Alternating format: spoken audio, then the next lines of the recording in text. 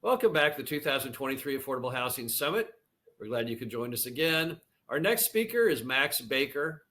Max has been in and around the industry for about 20 years, and he is known as the MHP broker. He's a guy many people have talked to about parks they're looking at buying, and we wanted to bring him on here and just get a sense for where the brokerage community, the world of buying and selling mobile home parks stands here in 2023 and beyond. So, Max, can you hear us okay? Are you there?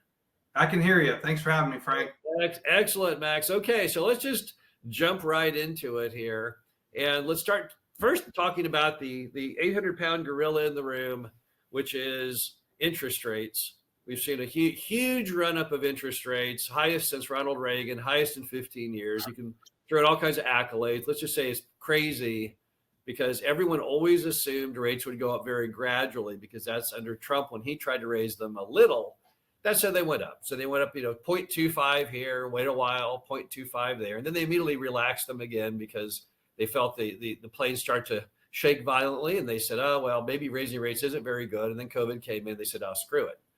So no one ever anticipated, maybe you did, I didn't, I don't think anyone else did, that Jerome Powell would just put the pedal to the metal. He sees the highway is ending. There's a big, stop sign. He's going to crash through the barrier. He's going to try and jump the Snake River with his Fed car, just absolutely wild and crazy.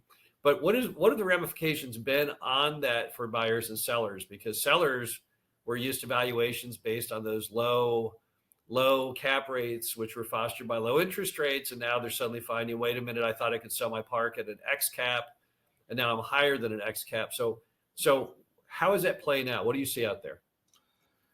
I get this question a lot, Frank, but the biggest thing is we're seeing a lot more owner financing just to get the deal done.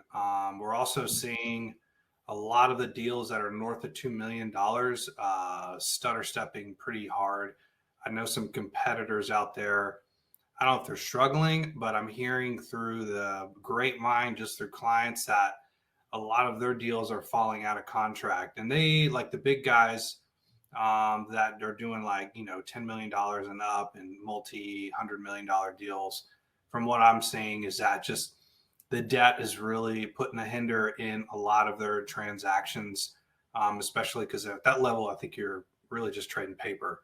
But in the mom and pop world, which is what I play in, south of $2 million, which is about 80% of the market based off our research, we're seeing that the best bet to get debt is the credit unions.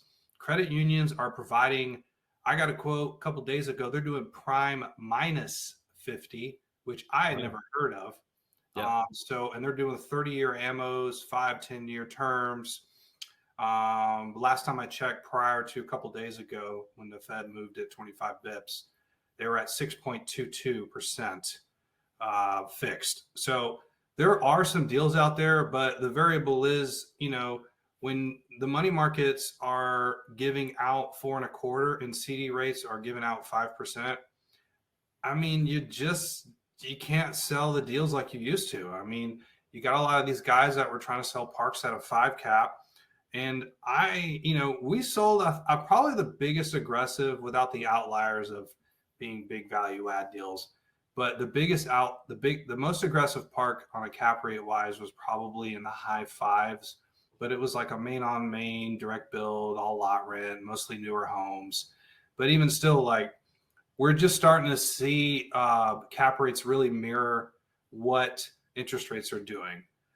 So if it goes up 50 bips, then you can anticipate cap rates to go up 50 bips. I mean, it's just kind of you might be a little finagling at the very end and try and get, another 10 or 15 bips based off of like infrastructure or communities.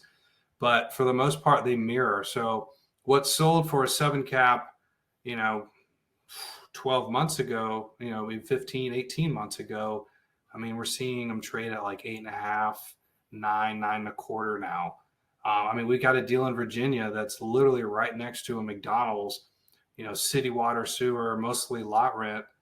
And I think the purchase price on it is pretty low at $600,000. And for some reason, it's not moving. And I was kind of shocked because typically those types of deals move fairly quickly. But I think interest rates are kind of causing people to stutter step. And also, there's just way more owner financing on the broker side that we're trying to finagle to make sure the deal doesn't fall apart. So that way we can get to the finish line and still maintain the purchase price that the sellers are used to, but they're a little bit more open to owner financing. That's kind of the beautiful thing about our industry. I know I'm going on a tangent here, but our industry is just way more entrepreneurial. I mean, some of these other industries, I just don't see the kind of stuff that we get the benefit of as an industry. But I don't know if that answers your question, but hopefully it did. Yeah. Let me ask you this, Max. So back when you first got in the industry, and I don't think were you a broker initially when you first got in? Yeah. So the first time I got into it, my dad had a park and I was doing Lonnie deals. I've read the 2 books that Lonnie Scruggs put out, rest in peace. Great books if y'all haven't read them. But that was the very first intro into my journey into this industry. And I started buying homes in his park and doing the owner financing, lease options. And then I moved over to do brokerage. And then I was buying deals, brokering deals. I mean, I'm very much entwined in a little more so. I would say 80% of my revenue comes from brokerage and 20% just from parks. Okay. So, but you remember back before the Great Recession, right? Back 2003 through 2007, and interest rates were about what they are now, as I recall, or maybe even a little higher. I can't remember what the Fed funds rate was at that time. But do you think this is where we're at right now is kind of the new norm? I mean, if you talk to the banking part of the industry, they're already seeing declines on mortgage rates, right? And in fact, some people project even within this year, maybe by the end of the year, you'll see rates back in the high 4s, at least on the Fannie, Freddie, and maybe even the conduit stuff. Yeah. So, but if you look historically, interest rates for the first couple hundred years of America were between 7%. And then we had this weirdo departure in 2008 where they just took it down to 0 for the first time ever. And then with COVID, they took it down as low as you could humanly go. But that was all kind of a fantasy world, right? I mean, you could not maintain 0 forever. So they eventually, whether it went up slowly, like slowly getting in your swimming pool or just jumping in, you end up at the same spot, right? Because the water temperature is the same. So does this kind of remind you right now, as far as the interest rate environment and the deal construction, kind of that pre 2007, 2008 era? I mean, I'll give you the credit to this answer. With people in the industry pushing, education and knowledge and just lenders now being open more now than ever before to financing mobile home parks. Because back then, good luck trying to find some debt to get a deal. Right. I mean, you know that. But now it's not as difficult. I just think we're in a different time right now. So I back then it was very difficult to sell deals. I remember my very first deal I ever sold was back in 2009. And it was the guy that I sold it lost it in foreclosure. Ironically, he's still in the industry. And I remember the banks having no idea of what a mobile home park was. Even to this day, I still don't understand why banks lend on parks and don't take titles to mobile homes. But back then it was prevalent. Every lender was like, I don't want the park owned homes. I'm like, well, you realize you're shooting yourself in the foot. But now it's just not happening. So I think the biggest difference now, Frank, is just probably there's more buyers. There's more people trying to get into the industry. They see that middle class America is shrinking. And a lot of the education that you've been putting out really has been pushing the industry forward and helping everybody as a whole. But I would say that's probably the biggest difference. As far as transactions, they were obviously slower just because of the lack of interest in the industry. But as far as now is concerned, I don't know, man. I'm a little biased because I've been in the industry for so long now, and we've got a lot of relationships, so I know what people are buying what in certain areas and what they're willing to pay. So I don't think it's going to affect the parks as much as it did back then. when it comes to interest rates, just because there's just more people buying them. I mean, there's more competition, and anytime there's more competition in an asset that's not expanding like apartments or self-storage, I mean, it kind of, I'm just the writings on the wall. You're not going to see that much movement in favor of like, you know, the buyer. I mean, the seller is always kind of going to be in control here, my humble opinion. Okay, and then let's talk for a minute about rents, because obviously rents are a big part of it, right? If the interest rates go up, how do you fix it? Well, you just raise your rents. And even though people hate it when I talk about that, write articles on it, I get all kinds of hate mail from every wokester media known to man. It's just a fact, right? I mean, our national average rent and the rents in the parks you look at those rents and you go, dude, the rent is at 300. The average apartment in this market, 3-bedroom, is at 1,000. Why are you at 300? And you look at the rent and you go, I could go up to 5 and lose nobody.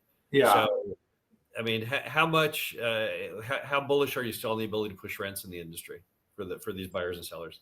I still think there's a lot of leg room, man, especially with the people that are mom and pops that have, unfortunately mixed charity in their business and have slowed the rent increases. But the institutional side of the business, I'm seeing like just a steady increase, 3-5%. I'm not too sure. Everybody's different as far as like what they raise, but there's still a lot of leg room, man. Like Fayetteville, North Carolina is, I think, number 3 in the whole country as far as like growth. And they still got a lot of leg room over there. I mean, there's just wherever there's growth, there's going to be an increase in rents. And right now, all these secondary, tertiary markets have seen unprecedented growth because of a lot of the tax incentives that Trump did, a lot of the just people migrating to a cheaper area to live. It's just, it's the same concept of people like living in California and now relocating to Atlanta. They're like, oh my God, how much house can I get? So I think it's going to force people to move. But as far as like rent growth, man, I don't see it slowing down. It's just a component of like where the jobs are and how many jobs there are and whether or not there's migration towards the area. Like, it's just, you're kind of in a pretty good spot as a park owner out there. Like, because wherever there's demand, I mean, look at the price of eggs. Like, the price of eggs have gone up crazy and you don't see the wokesters going crazy about that. I mean, it's the same economic kind of, breadcrumbs there, follow the breadcrumbs. So, I mean, I personally feel like there's still a ton of room to see rent growth in some areas of the country that have just not been, moved. Like there's still mom and pops there. So, but I don't know if that answers your question, but I think there's still. It does. I mean, do you think, Max, that one day, like the benchmark, and I know the industry's done a terrible job, as you know, from being active in, events and associations and stuff. They don't track any data really for park owners, right? We're in a vacuum. I get asked all the time from lenders, hey, so how do I get from MHI the study on lot rents in America? And the answer is you can't, because they don't have one. So there's like this urban legend that the average rent was like 300. No one knows where that even came from, but that's what the industry would tell you. I can see an equilibrium, though, more maybe along the lines of a $500, as like a national. To me, that would be kind of a fair rent between both occupants and landlords. Is a significant increase from where we are, but to me, that's like the benchmark parks really need to be at to have the money to put in infrastructure, bring them back to life, professional management. I mean, you can't do it on $300 rent, right? I mean, give me a freaking break. And at 500, would still be crazy cheap. Yeah, I mean, like when I first started in brokerage, I mean, parks were at lot rent at 125, and those same parks now are like close to 400 in 10 years, based off of just me monitoring how quickly. But I personally feel like, I don't know if there's a metric out there for it, but every 10 years, I would say rates could triple and quadruple as far as mobile home parks are concerned. I mean, I'm pissing in the wind here, forgive my language there, but that's what my gut's telling me, that I would see 3 to 4x over the next 10 years in a lot of the areas of the country. I don't know how you feel about that. Yeah, I think what you'll see is you'll see like the 200 to 300 rent of today is the 500 of tomorrow, and the markets like Dallas, which are already at 650, 7, I could see those easily breaking up in over 1,000. It just makes sense because you have the lifestyle of the detached dwelling coupled at an insanely low price, and I don't know why we have to be so insanely cheap. That's what always confuses me. I love the articles where they interview the resident who's whining of the fact the rent went to 500 a month, and then he says, "And I got nowhere else I can go and live this cheaply." So how I do you have mean, it both ways? Mississippi. It's I like was just in Mississippi, landlord, man. and yet it's the Yeah, best. I mean, they're at $85 in Mississippi. I mean, Oh yeah, it's crazy. yes, I mean, there's still sud hump. I mean, you're, and no offense against Mississippi, but the economy there is not as strong as say like Atlanta or Asheville. Right. But I mean, people can move, and I mean, nobody's a tree. I mean, that's kind of my concept. Like, if it's too expensive, then that's why there's this migration of secondary, tertiary markets, just because the real estate values and lot rent values are much lower and more affordable, and you still have all the suburbia style retail and shopping that you were used to. Right. Now you're down in Georgia, correct? Yeah, I'm in Atlanta. Right. So my next topic is, so you're kind of in the South, right? When most Americans think of the South, you think of uh, Mississippi, Alabama, Georgia, Louisiana for some folk, but the three biggies are Mississippi, Alabama, Georgia, right? That's for most people. But the Florida gets excluded because it's kind of in its own little Disney arena, right? I And don't I really see. consider Florida the South, but I'm sorry. I don't really consider Florida the South. It's very, unless Well, you're I don't either. And it's a not in my panhandle. definition geographically. So, but I see nothing but positive articles on the South. I've written many of them because if you track median home prices, for example, in Alabama, they're as good or better than any other state. Yet when you ask the average American, what do you think about Alabama? They're like, oh, it's a bunch of idiot hillbillies, banjo playing, the Deliverance, that kind of stuff. And of course, the Deliverance was shot in Missouri, my state. But um, but I guess tell me more about the South, because you're there. I tell people all the time. They say, what area has the most opportunity? I'm like, probably the South, because it hasn't been as heavily worked, and because the lot rents are crazy low in some markets, like your example, Mississippi. Yeah, $85 rent makes no sense, right? Like, there's no reason to own a mobile home park at an $85 rent when you get done paying taxes, Yeah, insurance, I mean, and you're making there like was a $8 a month. yeah, So on the South specifically, where do you see things heading in this year and beyond? Like, is the South rising again? I mean, what is going on with the South? we will rise again, Frank. No, I would say the major arteries are probably the biggest proponents of growth around the South. I-95, 75. Like I said, Fayetteville is one of the top three cities in the country. I think it was number 3 or 4. I don't remember what it was ranked, but it was crazy high. And it was because I think it's 95 runs, and one of the major arteries, or some of the major arteries, actually run through there. So as far as these secondary, tertiary markets around the major highway arteries, that would probably be the biggest thing to focus on if you're trying to buy a deal. Obviously, if you can pick off a deal in kind of a resort style area of living, like Asheville and some of those areas, if you can actually get a park over there, like, it's crazy. Like, the demand in the mountain towns for mobile home communities is just. I also foresee the mountain towns turn into what Colorado has turned into. Just, you don't have to drive, you don't have to fly all the way to Colorado, but you can still enjoy the mountains, enjoy the snow and the wilderness, and a lot of the hiking and stuff. There's a lot of the same things that they have out there, but it's literally 2 hours away. So I'm seeing a lot of migration of people living out there as well. And the parks out there are just, they have a demand. I don't know what it is, but for some reason in Asheville, Frank, like, cap rates are like 150 to 200 bips lower than the rest of the South. I don't understand why. It's just ridiculous. I'm like, your lot rents are $300. How the hell are you gonna, how are you able to get like this 5.5, 6.5 cap rate? Like, I don't understand, but people are buying that crap. I mean, it's just, I don't know, it makes sense to me, but at the end of the day, like, you're living in the mountains and it's beautiful, surrounded by apple orchards. Like there's a couple of deals I've looked at that are just beautiful. So those areas are really strong as well. Obviously the primary markets, if you can get lucky and find a deal there. But like I said, resorty areas that you see people vacationing here in the South, as well as the major arteries with those small towns that run through the states.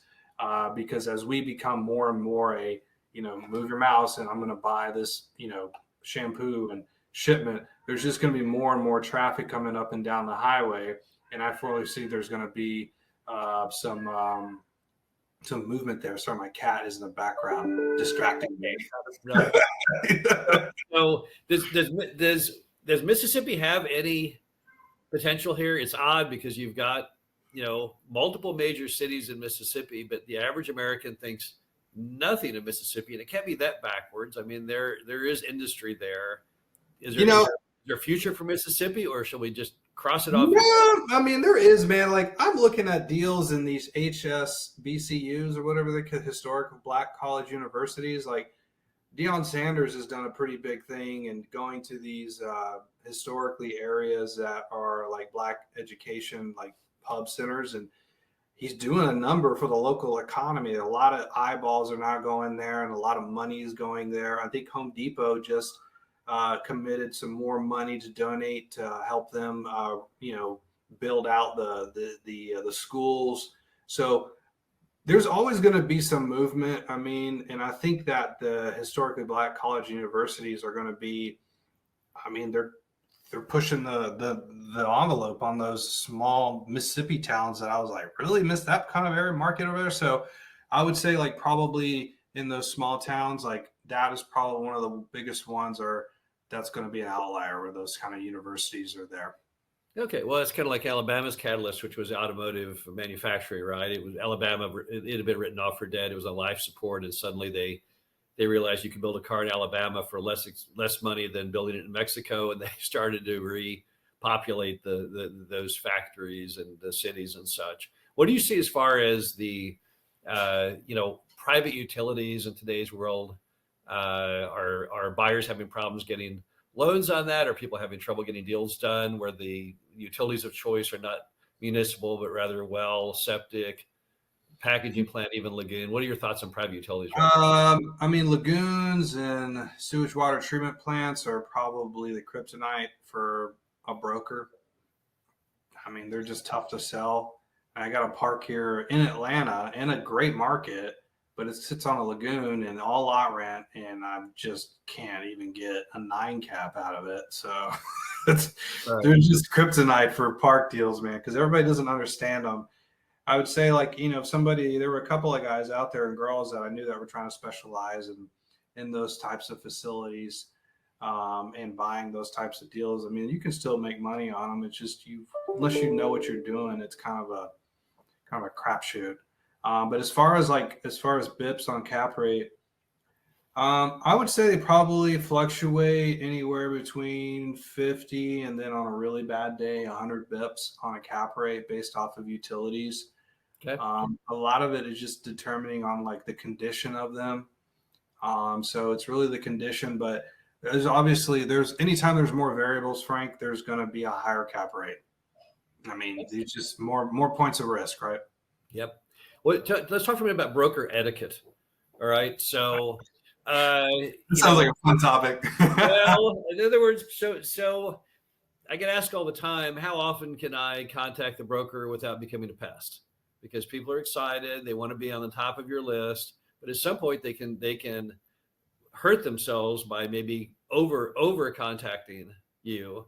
So what's the correct etiquette for a buyer? How often should they reach out to you? How would you want them to reach out to you? How does that work? So me personally, I'm not in deal flow. You have to reach out. I'll just tell you for me personally how I tell people. I actually did a podcast on it. How much you should contact your broker. So avoid email at all costs, because the brokers get a zillion emails all the time. Don't shoot an email asking me for city water and sewer, direct build, all lot rent in a primary market. Frank, you don't know how many emails I get over that guy request. So I mean, if you come to me saying I specialize in lagoons, I'm like, well, I got plenty of them right here. But if you were looking for that other one, I'm like, well, there's a line around the building 10 times looking for that deal. But going back to your question, I would say reach out to one of the agents on our team, Eric, or Ryan, Paul, Courtney, and Jeff. Reach out to them once a month via text message or a phone call. Do not email them because they, like I said, they're going 100 miles an hour and they're responding to the brightest light on the dashboard when it comes to emails. But texting or calling once a month, I think is justifiable. And just say, hey, I've found a new lender or I've got a new money partner. I've got good enough relationships to raise my money on my next syndication deal, or hey, I just opened a fund. Like, just tell them what's going on in your world, but also say, look, I'm still interested in what the criteria I hit up last time. I feel a little more comfortable with like septic tanks now because I just bought one. And just then the best thing you can do is meet them face to face. And I think I mentioned this last year, is like meet them face to face if you can up front, and then follow up with a phone call once a month or a text message just to check in with them. Because I mean, we're still getting leads every week. We get like 3 to 5 new leads a week from park owners, like getting our mailers or coming through us through the social media stuff that we do, or the e-blast, or all the other different marketing tactics that we do. So, we still are getting those types of leads. So, every week the deal flow is very different from week to week. What are some of the worst things someone can do to get on Max Baker's "you're never going to call them ever" on a deal list? Would it be tying something up, dropping it for no good reason? Would it be what are some things people need to watch out for? Because doing one of these items might result in being forever banished as being thought of as a decent buyer. What are some of those danger points? Oh, Frank, I have banished a few people. I'm not gonna lie. I'm not gonna bullshit you. And the reason why people get banished is if you're difficult to work with, or if I always have to be looking over my shoulder to make sure that I'm actually going to get paid. Like, it's the problem with short-term thinkers out there that are trying to just nickel and dime you all the way to closing, and like cause me so much headache when it comes to, worrying about how much money I'm making on a deal that I'm only owed X amount because I'm just a broker. Like, I'm just like, bro, like, y'all, I mean, you should be happy that the broker's making money simply because I'm going to bring you deals. Like, if you make my life easier and it's easy for us to make money off you, like, I'm going to be calling you like, hey, I got this deal. Let's put it together. Boom, boom, boom. Obviously there's a little negotiation on fee in the beginning, but once it's done, like, move on. Let's focus on getting this thing closed. So like having to like cut our legs off right before closing, like, you're never going to get a deal from us again. So there's that. The second thing is, I get these buyers that reach out to me with these automated emails that are like, you can tell that they just blasted everybody because the font is very different from the name, from the body. And it's like, hey, Max. And then they just cut and paste there. And they're like, we're looking for 11 cap deals. And I'm like, that just doesn't exist. And they just keep on every single one of our deals. They send the same message over and over again. I'm just like, y'all, like, I send it over to my IT guy and I just say, block them. I mean, okay. We're not going to respond to these e-blasts that are just the same record. Like, if you're interested, like, pick up the phone, give us a call, shoot one of the guys on there a text, or say, hey, can I meet you for lunch? It's the same concept. We're people, it's a people relationship type of business. So those are probably the biggest two things that'll get you on we call it the blacklist. We actually have something in Salesforce that's like blacklist. And there's people in there that we just don't do business with them because of what I just described. Right. Okay. And then let's talk for a second on just the range of cap rates from your bestest deal in Nashville, 5-star, to your worstest deal in Mississippi. What is the range of caps right now? What are you seeing as the low? What are you seeing as the high? far as cap rates on the low And and I mean things that actually sell, not hey, here's my park on the market, even though it doesn't sell ever because they're asking way too much. But on deals that actually transact, what's the range of caps right now? I mean, on the smaller stuff that is financeable, we're seeing mid to upper nines actually transact. Stuff that's like direct build city water, sewer, all lot rent, newer homes. We're still seeing sixes on those just because they're anomalies. The good deals are still good deals, and people are still willing to pay money for them. I mean, it's just if you're in a good market and you have newer, homes in the park, newer infrastructure with room to grow, and the lot rents are like north of $400 or $500. I mean, we were dealing with some institutional guys that were like, look, we know we're paying a premium, but this is a land bank deal, and we're just going to hold on to it because it's in a great area, and we're still going to pay high fives for it. So it just depends on the product. I mean, it's Porsches are still going to sell for $250,000, and Honda Accords are going to sell for 15 grand, whatever it is a used one goes for. So it just depends on really what kind of park you've got. So if it's dirt roads, bunch of park owned homes, management's a mess, north of a 10 cap easily. I mean, they're going to be tough. And that's on lot rent. The park owned home values are a crapshoot, as you know, Frank. Right now I could throw a dart and tell you what it's worth, and people sometimes pay for that. I don't know. It's just the park owned home values are dramatically different all over the country. And Max, if someone is watching this and says, hey, I want to get on Max Baker's, what do you have, an email list or is correct? Yeah. So go to our website at www.themhpbroker.com. You can register as a buyer or a seller. We have two different types of books. You'll get the buyer's guide, the seller's guide, and it talks to bonus depreciation, conservation easements, 1031s, all the different types of tactics that we've seen as brokers people use. So obviously a phone call is great, and ask for one of our agents or rockstar agents that are in the trenches and out there, hitting every bush and shaking every tree. And our phone number is 678-932-0200, or you can email us at info@themhpbroker.com. Okay, well, Max, we really appreciate you taking the time to be here. We appreciate you being a resource for people to find parks to buy, and also for people who have parks as a resource to use for parks to sell. So appreciate your insight, spending the time here. We were out of time for this segment, but we're going to go ahead and take a short break. Then we'll be back with the next speaker on the 2023 Affordable Housing Summit. See everyone in a minute. Thanks, Frank. Have a good day. Thanks, Max.